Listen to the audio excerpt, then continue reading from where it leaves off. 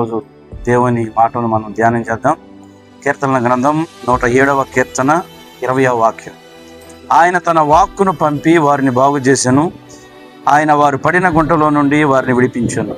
ఇక్కడ భక్తుడు తెలియజేస్తున్నమాట, దేవుడు ఒక వ్యక్తిని స్వస్థపరచాలి అంటే తన వాక్కును పంపించి ఆ వ్యక్తిని స్వస్థపరుస్తున్నాడు అని బైబిల్ చెప్తుంది. దేవుని మాటకు మాత్రమే శక్తి ఉంది ఏదైనా చేయడానికి.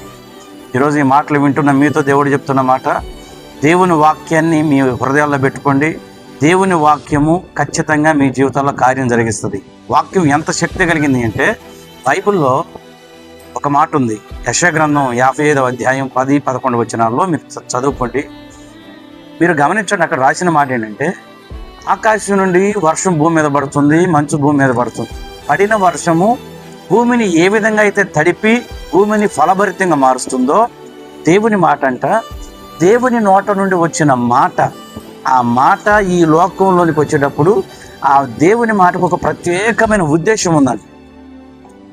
దేవుడు తన మాటను ఊరకనే భూమి మీదకి రిలీజ్ చేయట్లేదు. దేవుడు ఒక మాట పలికాడు అంటే ఆ మాటకు ఉద్దేశం ఉంది. వచ్చిన మాట అంట, ఏ విధంగా అయితే వర్షము భూమిని తడిపి భూమిని ఫలభరితంగా మారుస్తుందో, దేవుని నోట నుండి వచ్చిన ప్రతి మాట ఒక ఉద్దేశంతోనే నీ దగ్గరకు వస్తుంది. దేవుడు నీకు ఒక మాట ఇచ్చాడంటే ఆయనకు ఒక ఉద్దేశం ఉంది. ఆ ఉద్దేశాన్ని ఆ మాట ఖచ్చితంగా నెరవేర్చి తీరుతుంది అన్నాడు. దేవుడు ఏ ఉద్దేశంతో అయితే నీతో మాట్లాడుతున్నాడో ఆ మాట ఖచ్చితంగా నీ జీవితంలో ప్రభావితం చూపిస్తుంది. ఒకవేళ దేవుడు నిన్ను ఆశీర్వదిస్తున్నాడు అంటే దేవుని మాట వ్యర్థంగా తిరిగి నా దగ్గరకు రాదు అన్నాడు. దేవుడు పలికిన మాట తిరిగి మరలా దేవుని దగ్గరికి వెళ్ళదంట. వచ్చిన మాట ఖచ్చితంగా ఆ వ్యక్తి జీవితాన్ని మార్చి తీరుతుందంట.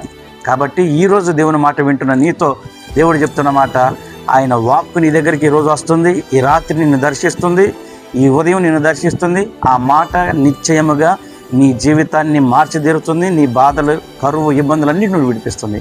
ధైర్యంగా ఉండు, దేవుడు కార్యం జరిగించబోతున్నాడు. ప్రార్థన చేద్దాం. మహోన్నతుడైన తండ్రి, నీ వాక్కుకి శక్తి ఉందని నీ వాక్కు సెలవిస్తుంది. ఈ వాక్యాన్ని నీ పిల్లలు ఎంతమంది అయితే వింటున్నారో ఈ వాక్యం వారి జీవితాల్లో కార్యం దార్చాలి. వారికి విడుదలనిచ్చి నీకై సాక్ష్యాలు నిలబెట్టాలి. ఆ దిశగా నడిపించి మహిమ తెచ్చుకోనమని యేసుక్రీస్తు శక్తి కలిగిన నామములో అడుగుతున్నాము తండ్రి. ఆమేన్. God bless you.